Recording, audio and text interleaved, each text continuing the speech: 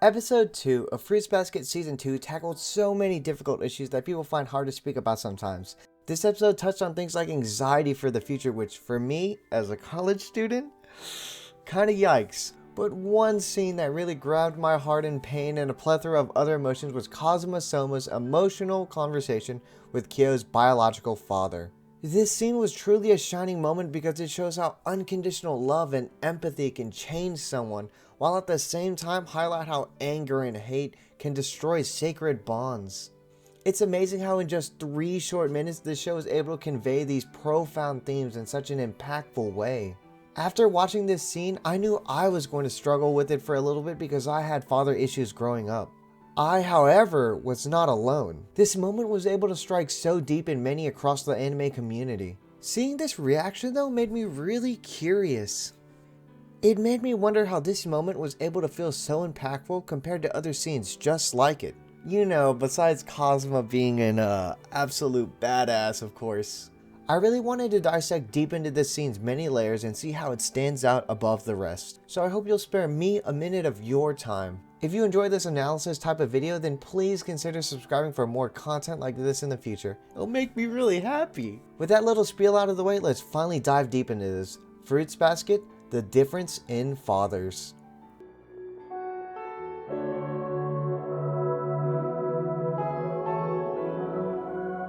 Just a tiny heads up, I'm going to be referring to Kyo's biological father as Scum because he's a terrible person that doesn't even get a name.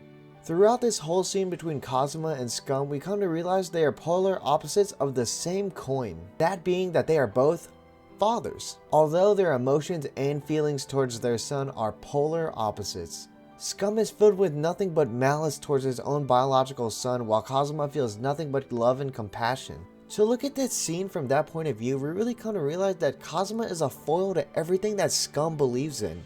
To show you what I mean, let's start from the beginning. The scene opens up with Scum begging Kazuma to side with the others in the effort of locking Kyo away because he is possessed by the cat spirit. Just from the contents of his little plea, we are able to piece together a lot of information of his mindset and others who see the world just like him. Scum does not even refer to Kyo by name, instead he decides to call him things like it or thing, bringing him down to inhumane levels of dignity. This highlights already that he does not see Kyo as his son but as a monster.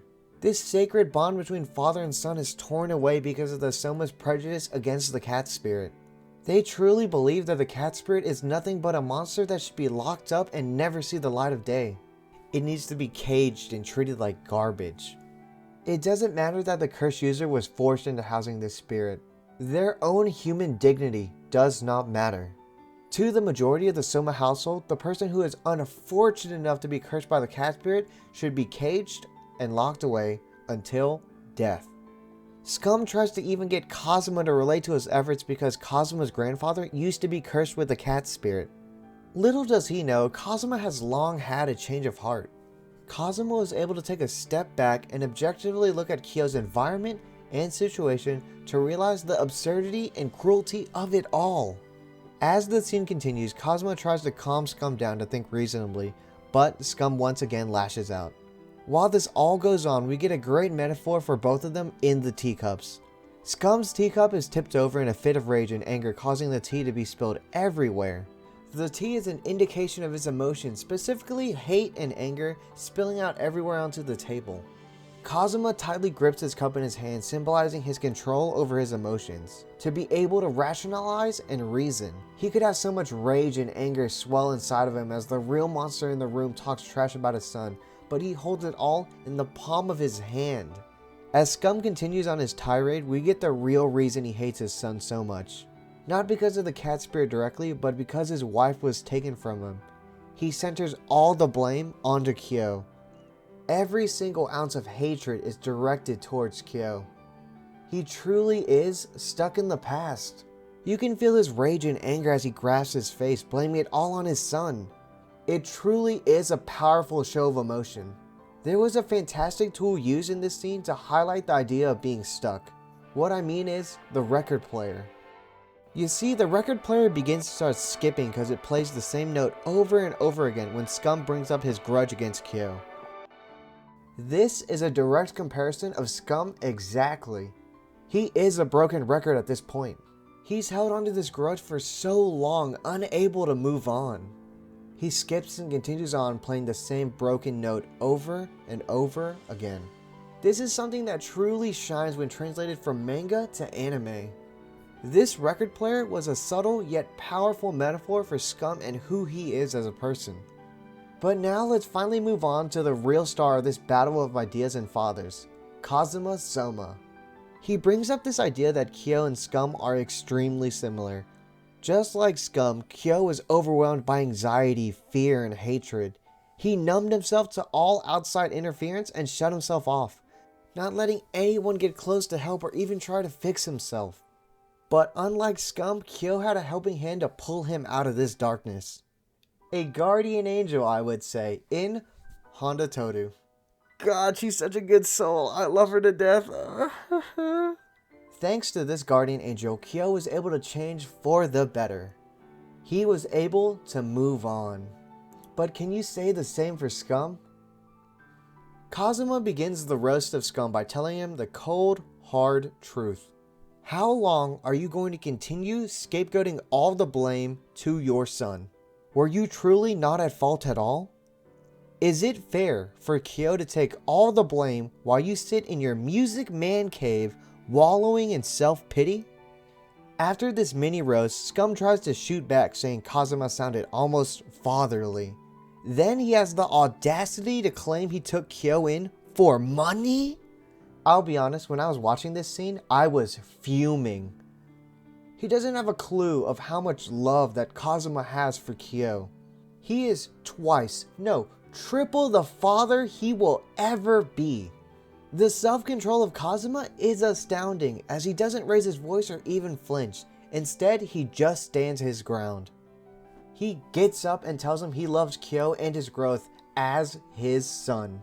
He reaffirms to the man that abandoned Kyo that he is not the monster he sees him as.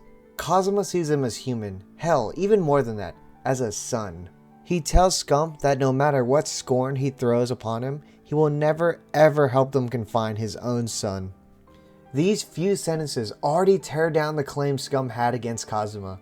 He's not raising him for money, he's raising him out of love. If he truly did not care about Kyo at all, Kazuma could easily be the final nail in the coffin for Kyo's confinement. With Kyo gone, he would have no burdens. If he didn't care. In fact, he cares a lot even. Just to really scare Kazuma, as he leaves, Scum tells him that Akito will easily overpower his will.